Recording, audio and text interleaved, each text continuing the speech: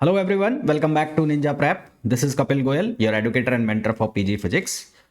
तो MPPSC का 2025 का एग्ज़ाम कैलेंडर अनाउंस हो चुका है और इसके लिए मैं एक डिटेल वीडियो कर भी चुका हूं। जिन लोगों ने नहीं देखा है तो डिस्क्रिप्शन में उसका लिंक मिल जाएगा वीडियो का, वो आप जाकर देख लीजिए, या फिर आप MPPSC की साइट भी विजिट कर सकते हैं एग्ज़ाम कैलेंडर के लिए। उस एग्ज़ाम कैलेंडर में हमने ये देखा था कि MPPSC असिस्टेंट प्रोफेसर के जो एग्ज़ाम है, साइंस सब्जेक्ट के स्पेशली जो एग्ज़ाम है वो जून जुलाई में होने हैं, बाकी सब्जेक्ट्स के एग्ज़ाम जो हैं वो अक्टूबर में होने हैं। तो इस वीडियो में मैं आप लोगों के साथ चर्चा करूंगा, डिस्कशन करूंगा फिजिक्स या बोल लीजिए फिजिकल साइंस का जो सिलेबस है वो क्या सिलेबस आपका रहने वाला है। इसके अलावा न्यू बैच जो है वो कब से स्टार्ट हो रहा है फिजिक्स के लिए और क्या क्या फैसिलिटीज़ रहेंगी वो सारा मैं इस वीडियो में डिस्कस करने वाला हूँ। तो जो भी लोग MPPSC assistant professor physics exam के लिए प्रिपेयर कर रहे हैं तो उन सबसे रिक्वेस्ट रहेगी, प्लीज़ वीडियो को लाइक ज़रूर कर दें, और अगर आपने अभी तक चैनल को सब्सक्राइब नहीं किया है तो हो सके तो चैनल को सब्सक्राइब भी ज़रूर कर दीजिए। और किसी भी अपडेट के लिए जो मेरा टेलीग्राम चैनल है CSIR नेट फिजिकल, उसको आप ज्वाइन कर लीजिए, वहाँ पर सारी अपडेट्स मैं प्रोवाइड कराता रहता हूँ। तो चलिए स्टार्ट करते हैं। तो सबसे पहले हम ये जान लेते हैं कि जो एग्ज़ाम पैटर्न है असिस्टेंट प्रोफेसर का, जो एग्ज़ाम पैटर्न है वो क्या रहता है। दो पेपर इसके अंदर होते हैं। पहला पेपर जो होता है उसके अंदर जीके का पेपर होता है, उसमें आपसे पूछा जाता है MP का जीके, इंडिया का जीके और इंटरनेशनल जीके। उसके अलावा जो कंप्यूटर साइंस के कुछ क्वेश्चंस हैं, बेसिक कंप्यूटर के क्वेश्चंस हैं, वो पूछे जाते हैं। टोटल नंबर ऑफ जो क्वेश्चंस आते हैं इस पेपर के अंदर वो होते हैं 50, और जो नंबर टोटल मैक्सिमम मार्क्स जो होते हैं वो 200 होते हैं, है ना। यानी कि एक क्वेश्चन जो है वो कितने नंबर का हो गया, वो हो गया 4 नंबर का। एक 4 नंबर का क्वेश्चन होता है और ये पेपर जो है इसका टाइमिंग होता है 1 घंटा। 1 घंटे में आपको ये पेपर कंप्लीट करना होता है।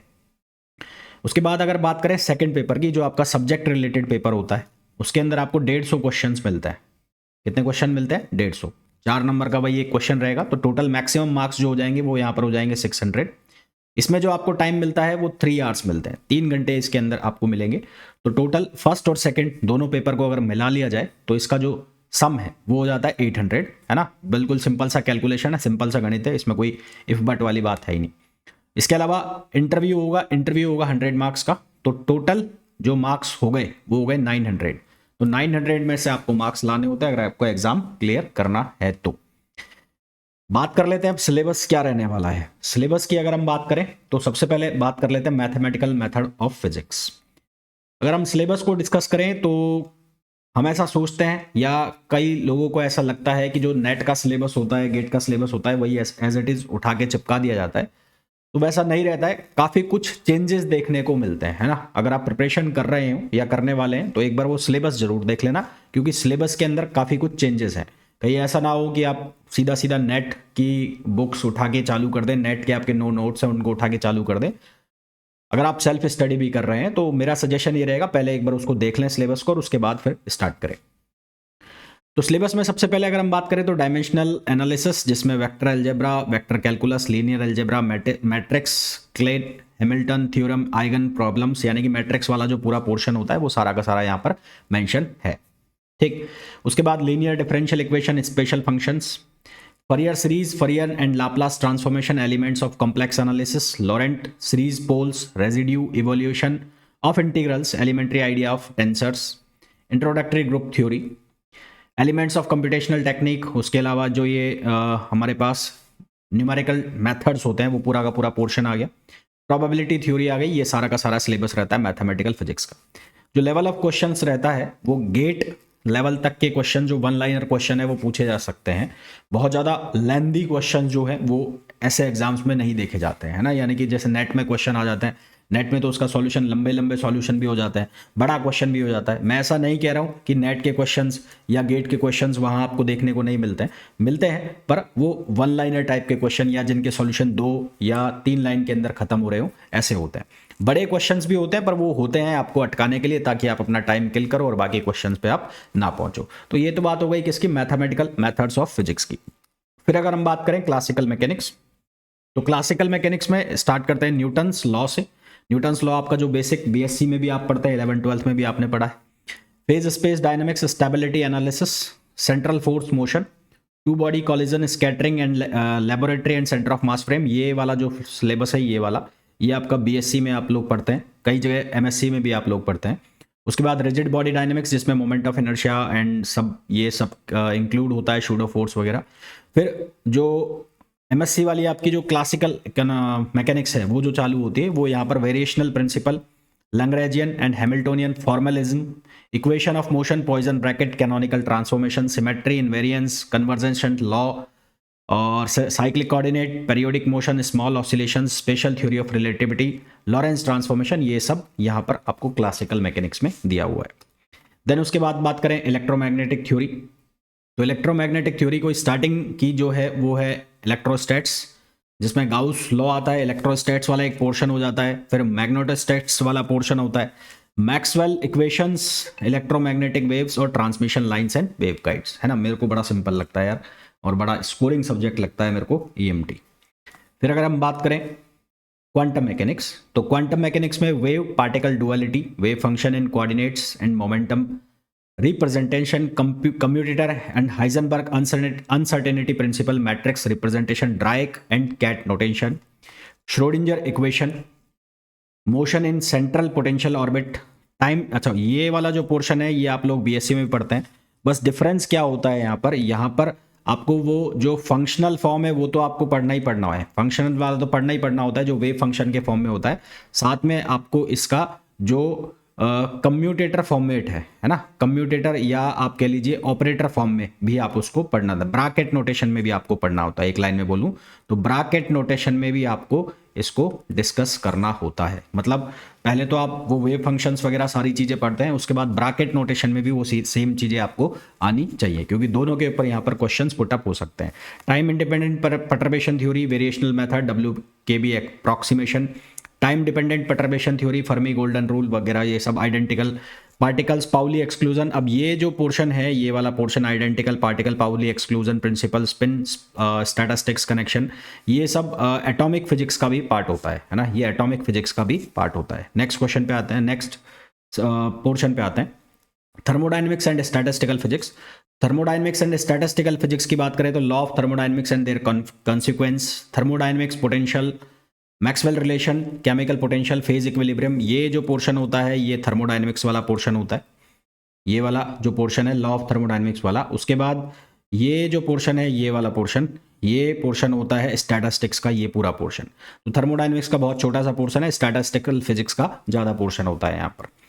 फिर उसके बाद अगर हम बात करें नेक्स्ट सब्जेक्ट की, इलेक्ट्रॉनिक्स, तो इलेक्ट्रॉनिक्स में semiconductor device including diode, junction transistor, field effective device, homo and hetero junction device, device structure, device characteristic, frequency dependence and application, opto electronics, operational amplifier, analog to digital to converters, micro processor. बहुत सारा portion यहाँ पर electronics का काटा हुआ है, जैसे कि FET यहाँ पर है, field effective device, junction transistors, BJT।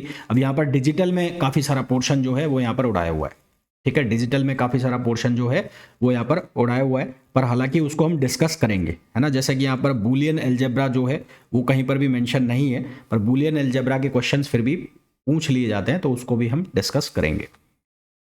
आगे बात करें तो experimental technique and data analysis, तो एक्सपेरिमेंटल टेक्निक में जो थोड़ा बहुत मैथमेटिक्स वाला स्टैटिस्टिक्स वाला पार्ट होता है, least square fitting, linear and non linear curve fittings, ये मैथमेटिक्स का पोर्शन होता है बेसिकली, एरर्स वगैरह फाइंड आउट करना, तो इनको एक्सपेरिमेंटल टेक्निक में हम लोग पढ़ेंगे। ट्रांसड्यूसर्स, एम्पलीफिकेशन, ऑपरेशनल एम्पलीफायर का पार्ट है, इसको थोड़ा सा एक्सटेंड करके यहाँ पर डाला हुआ है। Lock and detector, box, car integration, ये सब यहाँ पर मेंशन है। फिर अगर हम बात करें एटॉमिक एंड मॉलिक्यूलर फिजिक्स, तो एटॉमिक एंड मॉलिक्यूलर फिजिक्स में quantum states, state of electrons in atom, relativistic correction, Zeeman Paschen, electron spin, Franck condition principle, ये सब मेंशन है किसके अंदर, एटॉमिक एंड मॉलिक्यूलर फिजिक्स के अंदर। फिर अगर हम बात करें कंडेंस मैटर फिजिक्स, तो कंडेंस मैटर फिजिक्स यानी कि सॉलिड स्टेट फिजिक्स, ब्राविस लैटिस, जिसमें आप अपना basic reciprocal lattice, diffraction, structure factor वगैरह ये सब डिस्कस करते हैं। फिर आता है बॉन्डिंग इन सॉलिड्स, जिसके अंदर जितने भी तरह के बॉन्ड्स होते हैं और इनकी जो थ्योरी होती है स्पेसिफिक हीट की थ्योरी, वो आप डिस्कस करते हैं। फिर आता है हमारे पास जो मेटल होते हैं, मैग्नेटिक थ्योरी, जिसके अंदर हम पैरामैग्नेटिक मटेरियल, डाई मैग्नेटिज्म, ये सब चीज़ें हम डिस्कस करते हैं। फिर आता है हमारे पास इलेक्ट्रॉन मोशन, पेरियोडिक, जिसमें बैंड थ्योरी वगैरह हम डिस्कस करते हैं। फिर सुपर कंडक्टिविटी हमारे पास एक चैप्टर आता है। ये सब चीज़ें हम पढ़ते हैं कहाँ पर, कंडेंस मैटर फिजिक्स या सॉलिड स्टेट में। न्यूक्लियर फिजिक्स का वही सिलेबस है, न्यूक्लियर फिजिक्स में खास कोई चेंज होता नहीं है, जो आप गेट और CSIR नेट में पढ़ते हैं वही पूरा सिलेबस न्यूक्लियर फिजिक्स का होता है। हाँ, क्वेश्चन ऑफ लेवल बहुत डिफरेंट रहेगा, नेट वाले क्वेश्चन जो है वो यहाँ पर टच नहीं होते हैं बिल्कुल भी, नेट वगैरह के क्वेश्चन यहाँ पर नहीं आते हैं, इतने लेंथी क्वेश्चन नहीं आते हैं यहाँ पर। आपने देखे होंगे सेट एग्जाम के जो क्वेश्चंस रहते हैं उस तरह के थोड़े से क्वेश्चन यहाँ पर पूछे जाते हैं। बात करी जाए अब बैच की, तो बैच कब से स्टार्ट हो रहा है, तो सबसे पहले तो ये बैच का जो नेम रहेगा ये रहेगा तेजस MPPSC, है ना। बैच का जो नेम रहेगा तेजस MPPSC असिस्टेंट प्रोफेसर बैच। ये बैच का जो प्राइस रहेगा ये 6,500 रुपीज़ रहेगा। 15 जनवरी तक जो भी बच्चा इस बैच को परचेज करता है तो उसको 10% का डिस्काउंट यहाँ पर अवेलेबल रहेगा। बैच 15 जनवरी से स्टार्ट होगा। इसमें लाइव क्लास रहेगी, एक क्लास लाइव रहेगी, एक क्लास रिकॉर्डेड क्लास अपलोड होगी, जो कि मैं डेली बेसिस पर रिकॉर्ड करके अपलोड करूंगा। सारी क्लास लाइव क्लास लूँ तो वो पॉसिबल नहीं है, सिलेबस पर खिंचता नहीं है। ये सिलेबस जो है वो आपका अप्रैल 2025, मैं उसके पहले ही कोशिश करूंगा, पर मान लो कि अप्रैल तक ये सिलेबस आपका कवर होगा। उसके बाद आपके प्रैक्टिस क्वेश्चंस वगैरह हैं वो अपलोड होना स्टार्ट होंगे या लाइव प्रैक्टिस भी होगी। हालांकि मैं साथ साथ भी प्रैक्टिस क्वेश्चंस अपलोड करता रहूंगा। क्लास PDF जो है वो आप डाउनलोड कर सकते हैं, उसको आप प्रिंट निकाल सकते हैं, प्रिंटेबल वो होता है। 1000+ प्रैक्टिस क्वेश्चंस वो आपको मिलेंगे और मैं आपको लाइव क्वेश्चन भी कराऊंगा बाद में, एक बार सिलेबस खत्म होने के बाद। टेस्ट सीरीज इसमें 8 फुल लेंथ टेस्ट रहेंगे और 10 सब्जेक्ट वाइज टेस्ट रहेंगे।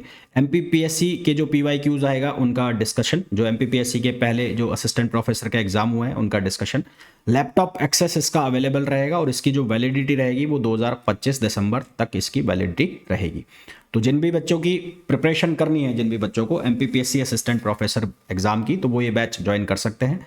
बैच ज्वाइन करने के लिए आपको डाउनलोड करना पड़ेगा Ninja prep app by Kapil sir, Ninja prep app by Kapil sir, जिसे आप गूगल प्ले स्टोर से डाउनलोड कर सकते हैं, जिसे आप गूगल प्ले स्टोर से डाउनलोड कर सकते हैं।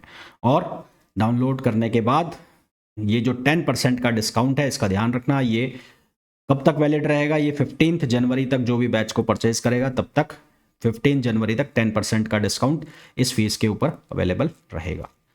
तो आइए शुरुआत करते हैं न्यू ईयर की और MPPSC की प्रिपरेशन करते हैं और सफल होते हैं 2025 के अंदर और किसी कॉलेज में असिस्टेंट प्रोफेसर लगते हैं। तो मिलते हैं बैच के अंदर। Till then, thank you, bye bye.